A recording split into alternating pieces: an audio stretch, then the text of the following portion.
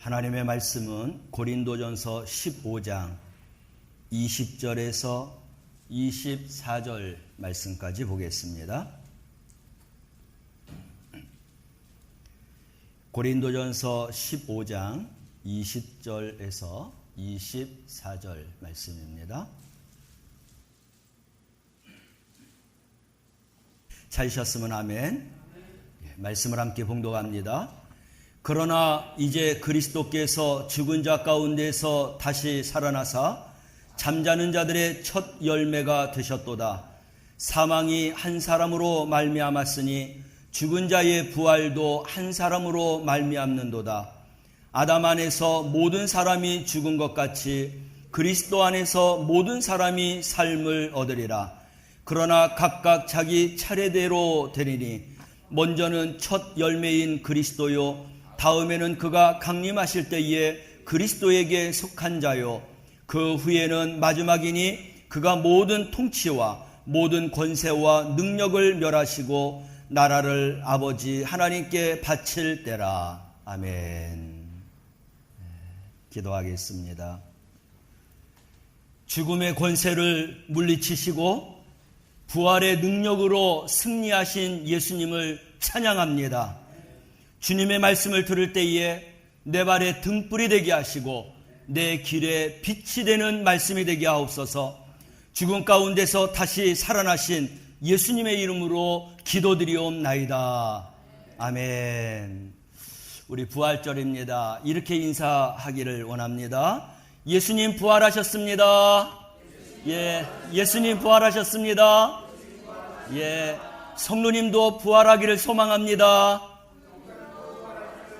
예, 성도님도 부활하기를 소망합니다.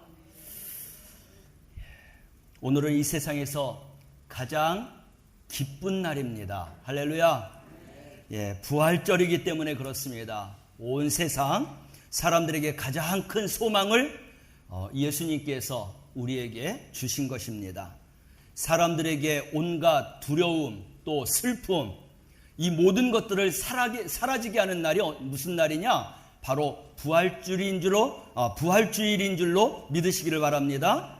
오늘 부활절 날 하나님 앞에 예배드리는 여러분들에게 이러한 기쁨, 이러한 소망이 가득하기를 주님의 이름으로 축원합니다. 고린도전서 15장 20절에서 24절 말씀을 통해서 부활의 소망이라고 하는 제목을 가지고 오늘 말씀을 함께 은혜를 나누도록 하겠습니다. 예수님은 사역하는 기간 동안에 3번 죽은 자를 살리셨습니다. 그 첫 번째는 누구냐? 사역의 초창기에 나인성에 들어가면서 과부의 아들을 살리셨습니다. 가버나움에서 남쪽으로 조금 떨어진 곳에 나인이라고 하는 성이 있는데 그곳에 가던 중이었습니다. 성문 앞에 이르렀을 때에 장례 행렬이 지나가고 있었습니다. 이 장례 행렬은 피리를 불거나 또 수금을 타는 사람들, 애곡하는 사람들이 함께 동행을 했습니다.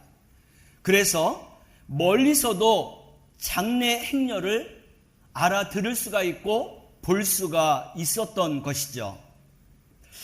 마침 나인성 입구에서 마주친 이 장례 행렬에 죽은 사람은 누구냐면 한 과부의 아들 독자였습니다. 그리고 아들을 잃은 이 과부는 아들의 관 앞에서 울면서 무덤을 함께 향하고 있었던 것이죠. 모든 장례식이 다 슬픕니다. 이 장례식은 더욱더 슬픈 것입니다.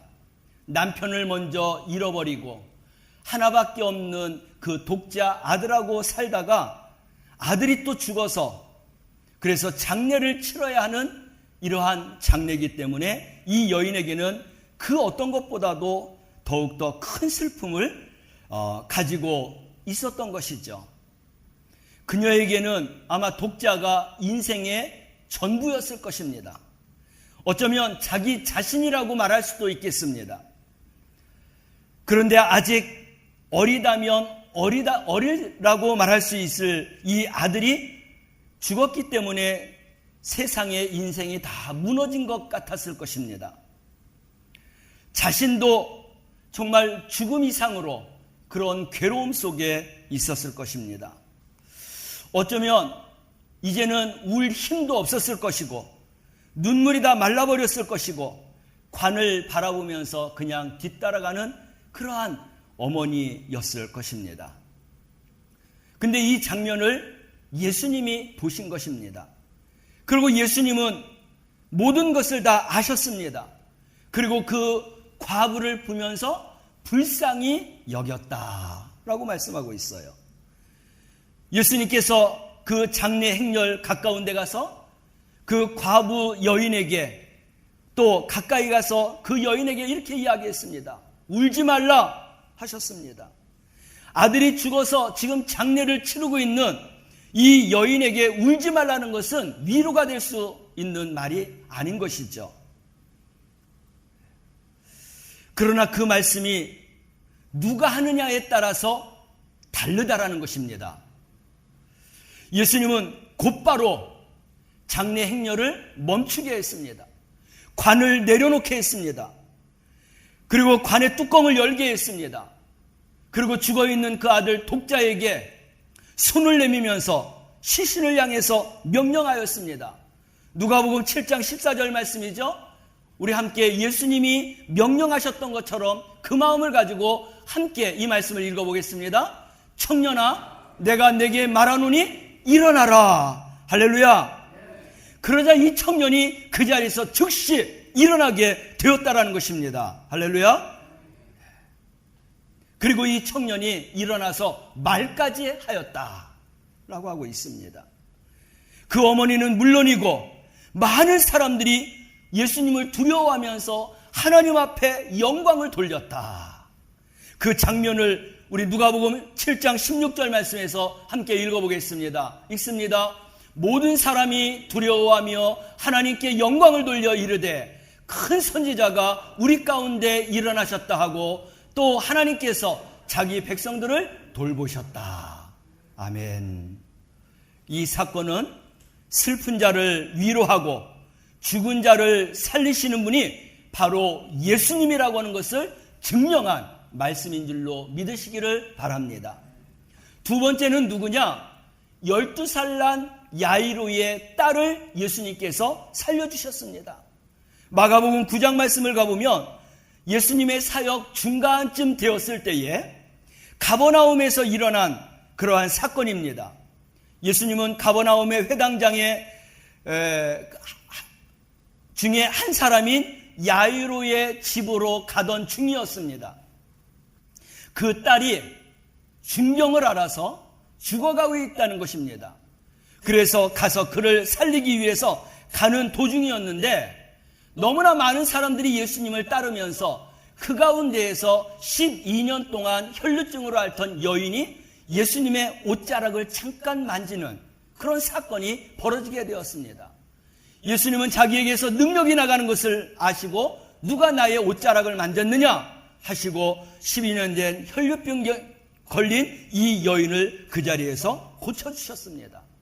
이렇게 잠깐 머무는 동안에 야이로의 딸이 사망했다라고 하는 전가를 받게 되는 것입니다.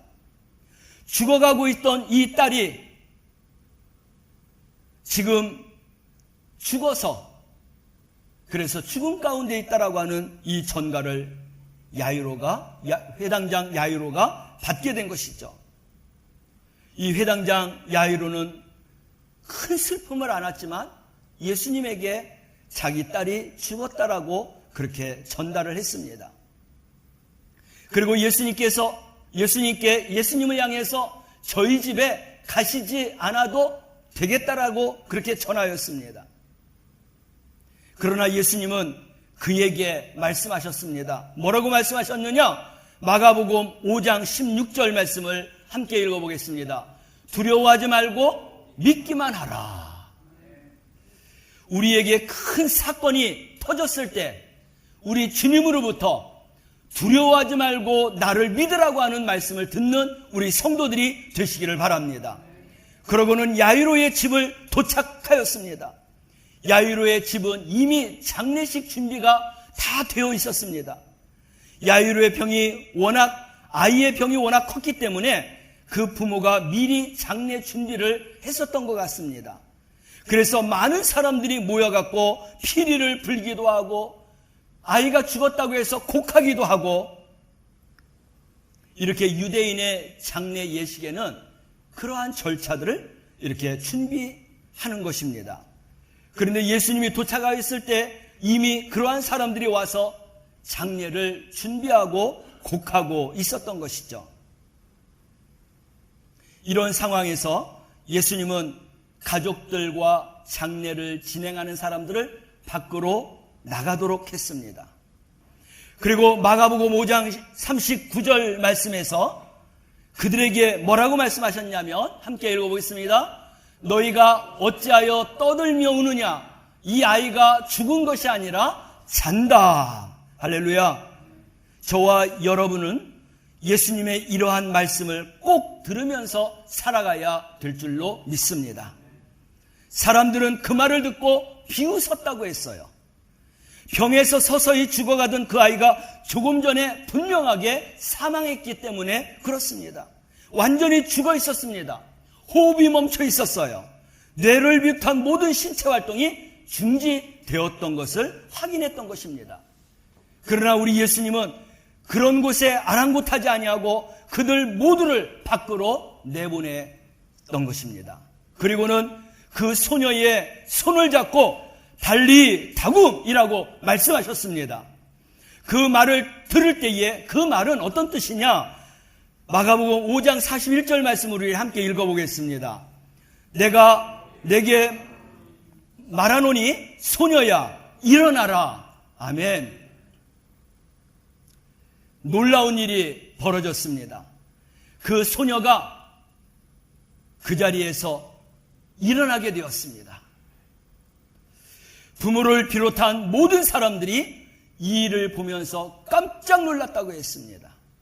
이렇게 예수님은 죽은 아이를 살리심으로 죽은 자도 살리시는 분이 바로 생명의 주인이신 예수님이라고 하는 것을 나타내 보여주셨습니다.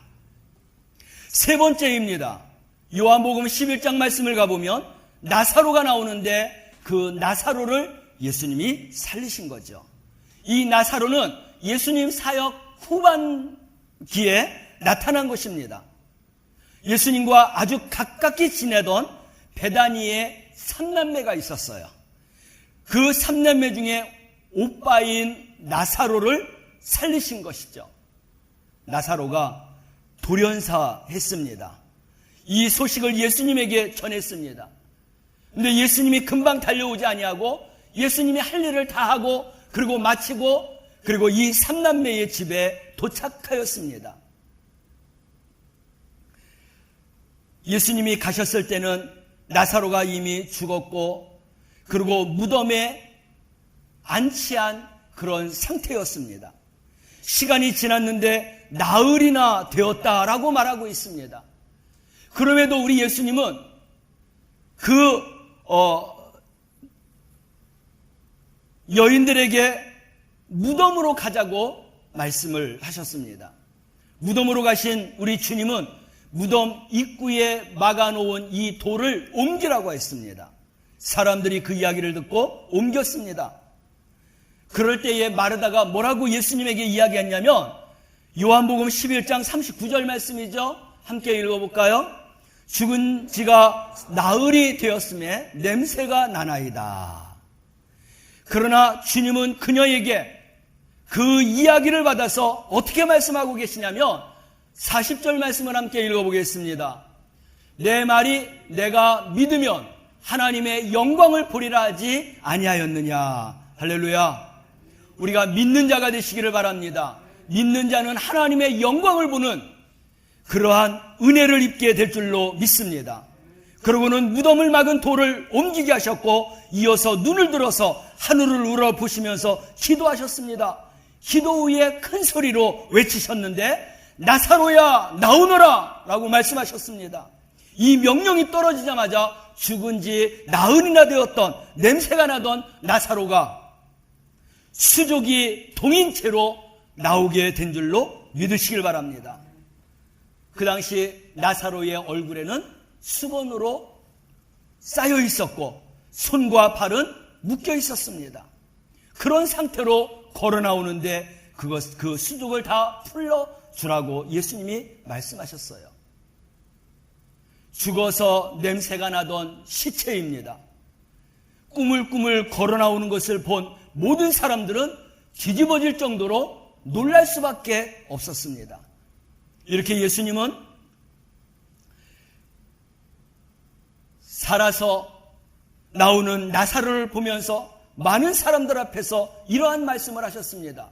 요한복음 11장 25절 26절 말씀을 이미 하셨죠. 우리 함께 읽어보겠습니다.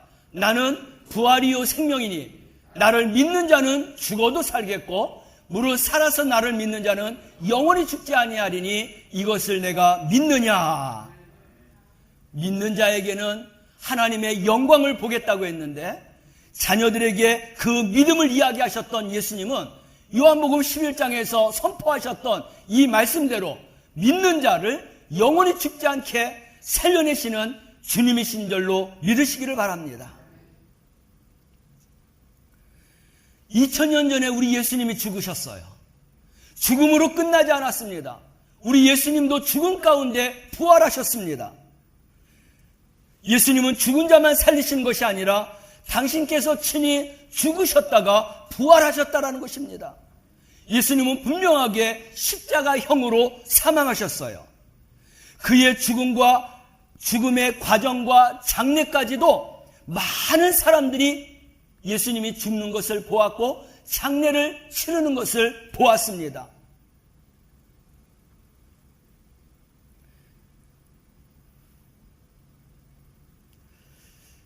이렇게 장례를 치러서 무덤 가운데 있을 때 그래도 예수님을 따르던 여인들이 있었어요. 이 여인들은 안식일이 지나고 이제 새벽이 되는 그 시간에 예수님의 무덤을 향해서 달려가는 것입니다. 총독 빌라도가 무덤을 막은 돌이 봉인되었고 그 봉인된 그 무덤 안에 군사들이 세워져서 무덤을 지키고 있었습니다. 무덤 안에 들어가서 향품을 바르고 싶은 그런 고민된 마음을 가지고 이 여인들이 새벽에 예수님께로 달려갔던 것이죠.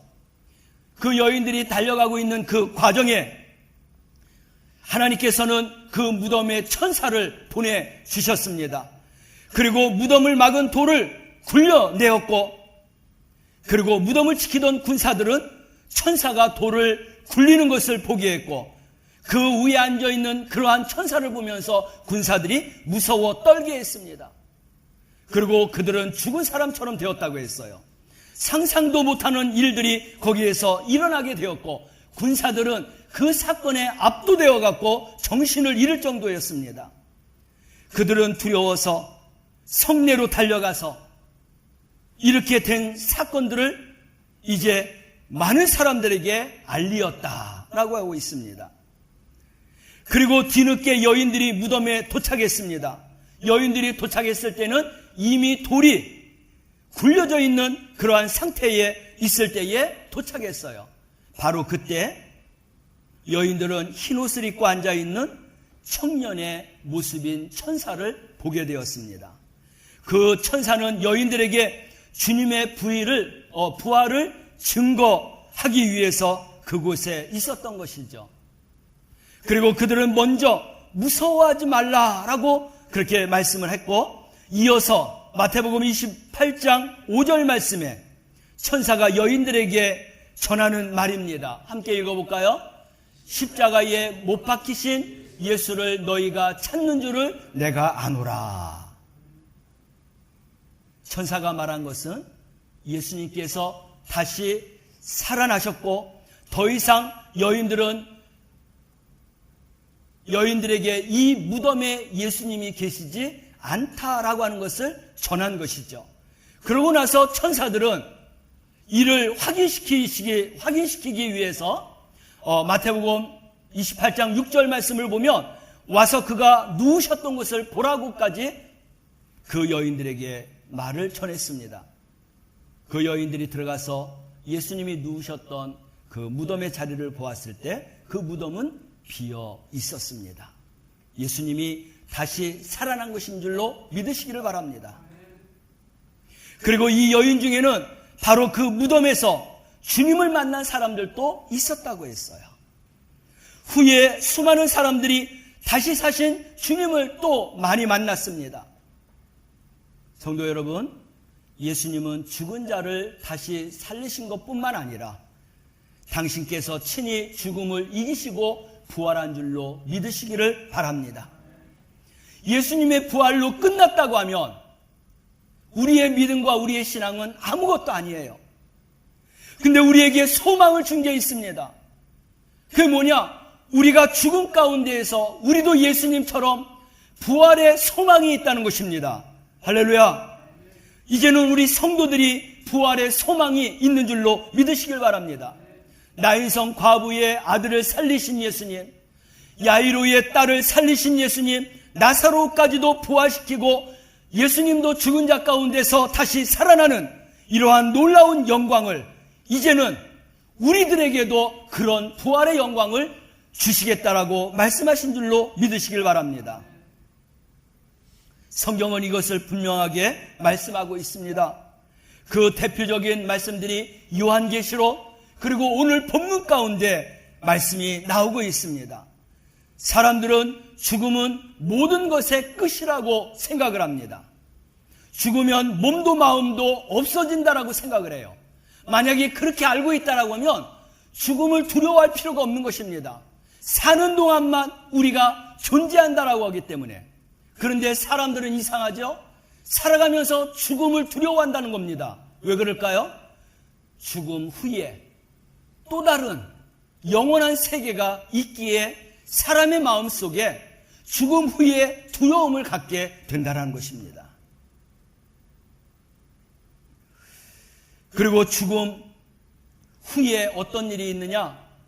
사람들이 알고 있고 무의식적으로 느끼고 있는 건데 그들이 죽음 이전에 살던 그 모든 행위가 죽음 이후에 심판을 받는다는 겁니다. 그래서 두려워하는 것입니다. 그러나 우리 예수 믿는 자들은 죽음 이전에 저질렀던 모든 죄악을 예수 그리스도가 십자가에서 그 모든 죄악을 끌어안고 죽으셨고 우리에게 모든 죄를 사해 주셨고 우리를 의롭게 그리고 우리를 이제 천국으로 인도하신다라고 하는 말씀을 믿기에 그리스도인들은 죽음을 두려워하지 않는 줄로 믿으시길 바랍니다. 신자가 죽으면 육신은 버려집니다. 그러나 영혼은 낙원에 임한다고 했어요. 거기에서 예수님께서 재림하실 때까지 안식하며 함께 기다리는 시간을 갖게 되는 것입니다. 하나님께서 정하신 시간이 되면 때가 되면 예수님께서 재림하시게 되는데 그러면 죽은 성도들의 몸이 그때 다시 한번 부활하여서 낙원에서 기다리던 그들의 영혼과 함께 합쳐질 거라고 하는 것이 하나님의 말씀인 것입니다. 그리고 나서 죽은 성도들과 살아있던 성도들이 다 같이 썩지 않을 그런 부활의 몸체가 되어서 다시 오시는 주님을 만나면서 영원한 세계에 살아가는 축복이 임하게 되는 줄로 믿으시기를 바랍니다. 그날 부활한 성도들의 몸은 영광스러운 예수님의 몸과 같아질 거라고 하는 것입니다. 예수님의 부활체는 시간과 공간의 제약을 받지 않으셨습니다. 영혼만 있다라고 하면 우리의 믿음은 적어질 수밖에 없어요. 그러나 우리 예수님은 영혼뿐만 아니라 육체도 썩지 않을 육체도 함께 지니면서 부활했다고 하기 때문에 우리 또한 소망이 있는 것입니다. 우리 예수님은 문을 닫아놓아도 그냥 통과하셨어요. 우리도 부활의 몸을 입으면 예수님처럼 시간과 공간의 제약을 받지 않고 행동할 수 있게 되는 것입니다. 이것만이 아닙니다. 우리 예수님은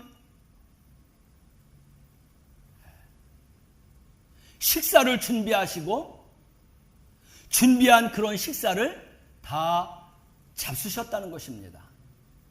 그래서 우리 예수님은 영혼만이 아니라 육체까지도 가지고 계신 바로 그러한 분, 그리고 우리가 불갑을 썩지 않을 그런 육체가 되어서 부활할 것을 또한 말씀하신 것입니다. 우리도 부활의 몸을 입으면 예수님처럼 이러한 영광 가운데 거하게 될 줄로 믿습니다. 사랑하는 성도 여러분, 예수님은 나인성 과부의 아들, 야이로의 딸, 그리고 나사로를 통해서 부활의 소망을 우리에게 보여주신 것뿐만 아니라 친히 당신께서 죽음 가운데에서 부활하셔서 그래서 영원히 죽지 아니하는 그러한 부활체가 돼서 우리에게 소망을 주신 줄로 믿으시기를 바랍니다. 이 부활절은 우리에게 그래서 가장 기쁜 날인 것입니다. 이러한 부활의 신앙과 부활의 소망을 가지고 살아가는 성도가 되어야 될 줄로 믿습니다. 죽을 것이지만 죽지 않을 그러한 불갑을 몸으로 부활한다는 것입니다. 죽었지만 다시 산다는 것입니다. 예수님처럼 우리도 그러한 영광 가운데 거하는 그 믿음, 그게 부활의 소망인데 우리 사랑하는 성도들이 이러한 부활의 소망 가운데 살아가시기를 주님의 이름으로 축원합니다. 기도하겠습니다. 사랑하시는 주님, 말씀을 통해서 죽은 자를 살리시면서 주님께서는 친히 죽은 자 가운데에서 부활하여 주신 것을 우리에게 말씀해 주시고 보여주심을 감사합니다. 주님을 믿는 자마다 누구든지 구원과 영원한 영생을 받을 수 있다라고 약속했는데 우리 모든 성도들, 세상의 모든 예수를 믿는 사람들이 예수님처럼 부활의 영광을 보게 하여 주시옵소서. 감사드리며 예수님의 이름으로 기도드리옵나이다. 아멘.